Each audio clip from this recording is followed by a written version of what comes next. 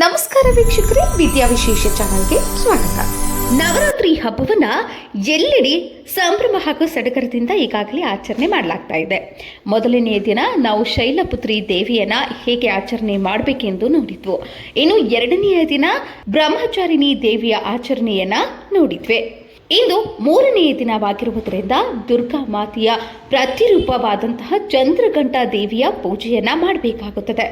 ಚಂದ್ರಘಂಟಾ ದೇವಿಯ ಪೂಜೆಯನ್ನ ಯಾವ ರೀತಿ ಮಾಡಬೇಕು, ಪೂಜೆಯನ್ನ ಮಾಡುವುದರಿಂದ ಸಿಗುವಂತಹ ಫಲಗಳೇನು, ಚಂದ್ರಘಂಟಾ ದೇವಿಗೆ ಯಾವ ಹೂವುಗಳನ್ನ ಅರ್ಪಿಸಬೇಕು, ಯಾವ ಬಣ್ಣದ ಬಟ್ಟೆಯನ್ನ ಧರಿಸಿಕೊಂಡು ಆಕೆಯನ್ನ ಪೂಜಿಸಬೇಕು, ಇನ್ನು ಚಂದ್ರಘಂಟಾ ದೇವಿಯನ್ನ ಯಾವ ಒಂದು ನೈವೇದ್ಯವನ್ನ ಅರ್ಪಿಸಿ ಒಲಿಸಿಕೊಳ್ಬೇಕು, ಇನ್ನು ಚಂದ್ರಘಂಟಾ ದೇವಿಯ ಆಶೀರ್ವಾದವನ್ನ ಯಾವ ಒಂದು ಮಂತ್ರವನ್ನ ಪಠಿಸಿ ಪಡೆದುಕೊಳ್ಬೇಕು ಅನ್ನುವುದರ ಸಂಪೂರ್ಣ ಮಾಹಿತಿಯನ್ನ ಈ ಒಂದು ವಿಡಿಯೋದಲ್ಲಿ ತಿಳಿಸ್ಕೊಡ್ತೀವಿ.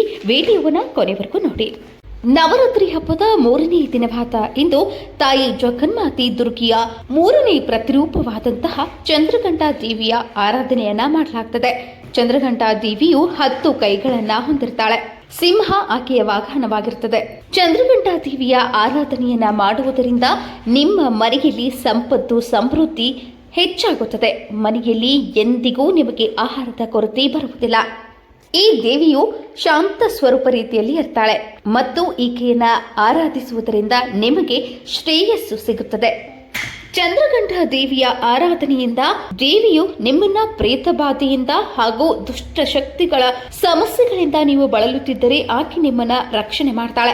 ಮೂರನೇ ದಿನವಾದ ಇಂದು ನೀವು ಚಂದ್ರಘಂಟಾ ದೇವಿಯನ್ನ ಬೂದು ಬಣ್ಣದ ಬಟ್ಟೆಯನ್ನ ಧರಿಸಿಕೊಂಡು ಆರಾಧನೆ ಮಾಡಬೇಕಾಗ್ತದೆ.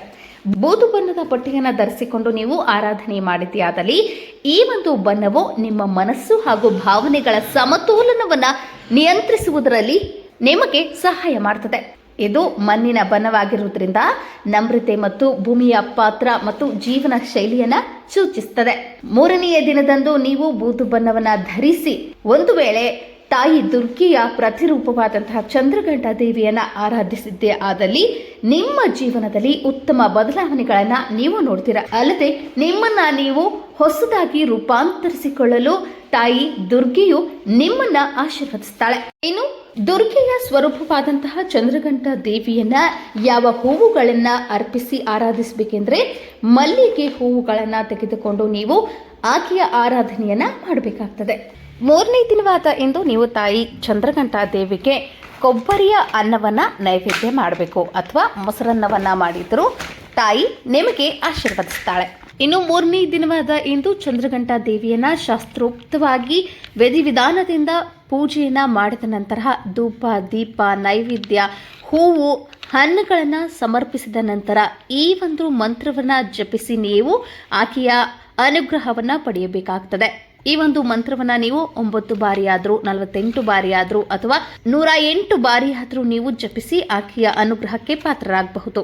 ಪಿಂಡಜ ಪ್ರವರಾರೂಢ ಚಂಡ ಕೋಪಾಸ್ತ್ರ ಕೈಋಥ ಪ್ರಸಾದಂ ತನುತೆ ಮಹ್ಯಂ ಚಂದ್ರಘಂಟೇತಿ ವಿಶ್ರುತ ಮಂತ್ರವನ್ನ ನೀವು 108 ಬಾರಿ ಜಪಿಸಿ ಆಕೆಯ ಅನುಗ್ರಹಕ್ಕೆ ಪಾತ್ರರಾಗಬಹುದು. ಇನ್ನು ಕೊನೆಯದಾಗಿ ಈ ದಿನ ನೀವು ಒಬ್ಬರಾಗ್ಲಿ ಇಬ್ಬರಾಗ್ಲಿ ಅಥವಾ 3 ಜನರಿಗೆ ಅನ್ನದಾನವನ್ನ ಮಾಡಬೇಕಾಗ್ತದೆ. ಒಂದು ವೇಳೆ ನೀವು ಅನ್ನದಾನವನ್ನ ಇಂದು ಮಾಡಿದ್ದೇ ಆದಲ್ಲಿ ನಿಮ್ಮ ಮನೆಯಲ್ಲಿ ಎಂದಿಗೂ ಅನ್ನದ ಕೊರತೆ ಬರುವುದಿಲ್ಲ. ಯಾವುದೇ ಒಂದು ಪರಿಸ್ಥಿತಿಯಲ್ಲಿರಲಿ ನಿಮಗೆ ತಾಯಿ ಜಗನ್ಮಾತೆಯು ಆಹಾರವನ್ನ ನೀಡ್ತಾಳೆ. ಅಲ್ಲದೆ ನಿಮ್ಮ ಮನೆಯಲ್ಲಿ ಎಂದಿಗೂ ಧನಧಾನ್ಯಗಳ ದವಸಗಳ ಕೊರತೆ ಬರುವುದಿಲ್ಲ. ದವಸ ಧಾನ್ಯಗಳು ಸಮೃದ್ಧಿಯಾಗ್ತದೆ. ಅಲ್ಲದೆ ವಾಕ್ಸಿದ್ಧಿಯು ಕೂಡ ನಿಮಗೆ ಒಲಿಯುತ್ತದೆ. ಹಾಗಾಗಿ ಇಂದು ತಾಯಿ ಜಗನ್ಮಾತೆ ಚಂದ್ರಘಂಟಾ ದೇವಿಯನ್ನ ಆರಾಧಿಸಿ ಆಕೆಯ ಸಂಪೂರ್ಣ ಕೃಪಕಟಾಕ್ಷಕ್ಕೆ ಪಾತ್ರರಾಗಿ